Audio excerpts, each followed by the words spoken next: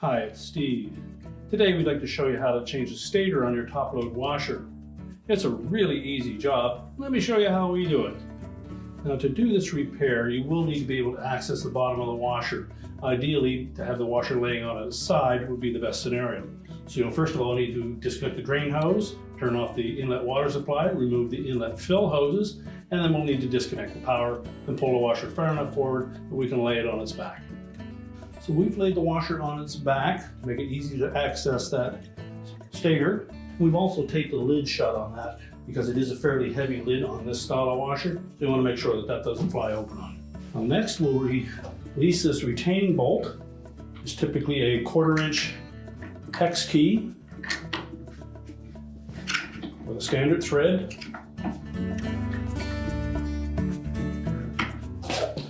Once you've unthreaded it all the way, you'll next need to grasp the side of it and pull it off of that shaft. Keep in mind there are magnets all the way around the inside of that rotor that will want to grab onto the stator.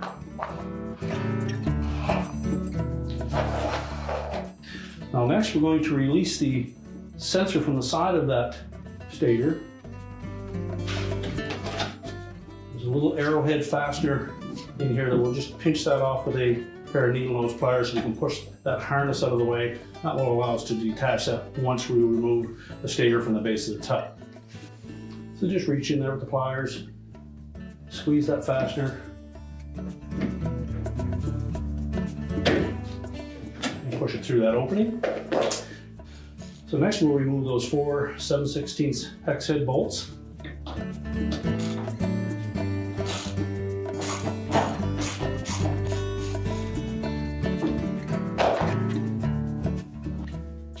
As you remove that last bolt, we'll take that retaining ring off as well, and take caution because there's a fair bit of grease on that. Then we'll just grasp the outside edge of that stator and pry it away from the tub.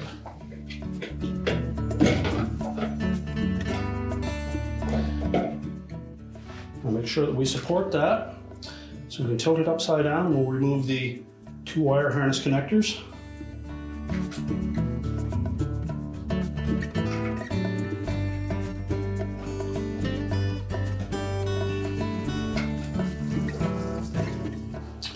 To release the locking tab for this one, just push it away from the connector and lift the connector off. And we'll set that aside.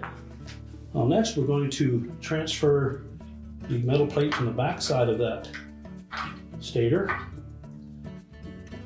We'll simply set that in place in the new one. Now when fitting that onto the new stator, we'll take note that there are some notches on the outside that will line up with a couple of tabs on the inside edge, and there are also 4 tabs near the openings that will fit down through those slotted holes. Now next we'll remove that sensor from the old stator. There are 2 tabs on the outside edge here that fit into a little recessed pocket on those 2 coils. So we're going to gently pry that up with a flat blade screwdriver while lifting up on the sensor.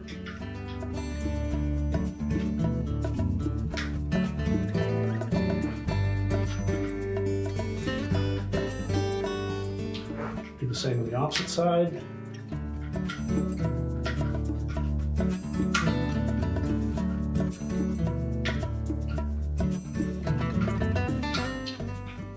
And that will slide right off. We'll then discard the old stator. And we're going to line up that sensor with the little arrow that's on that inner edge. Just find that arrow, line it up with the notch on the sensor. I'm going to note on the outside edge there'll be those 2 recessed pockets for those clips to fit into.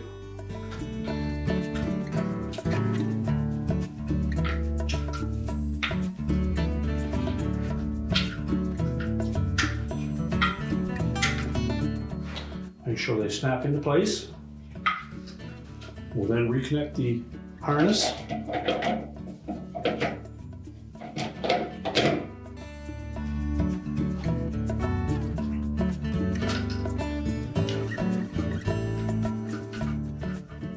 Make sure it's pressed firmly into that sensor and the locking tab engages.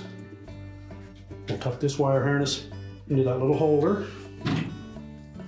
and reconnect it to the side.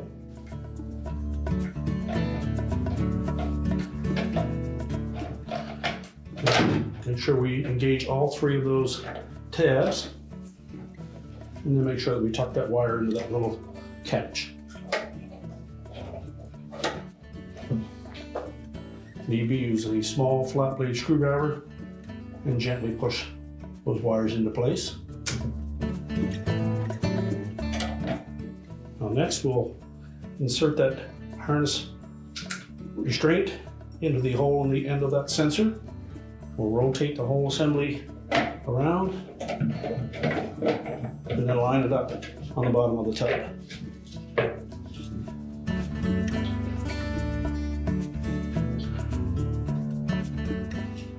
It should stay in place. Next, take that retaining washer, line that up.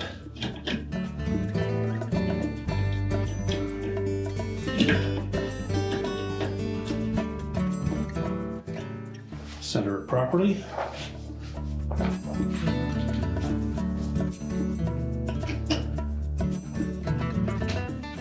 And then put a couple of bolts in to hold it in place.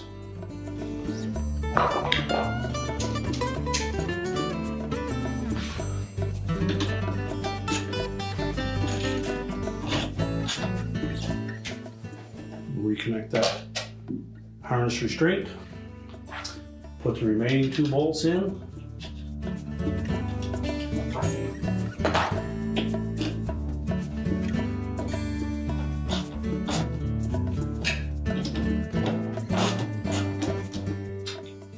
And tighten those all securely.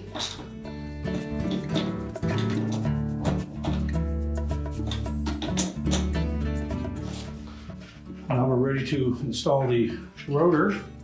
It's splined on the inside hub to match that shaft.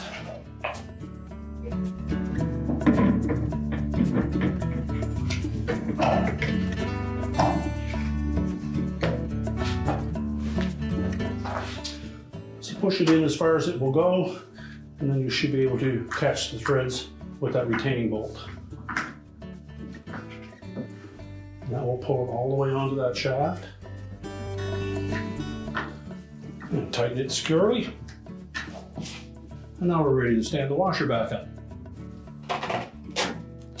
We'll remove that protective tape.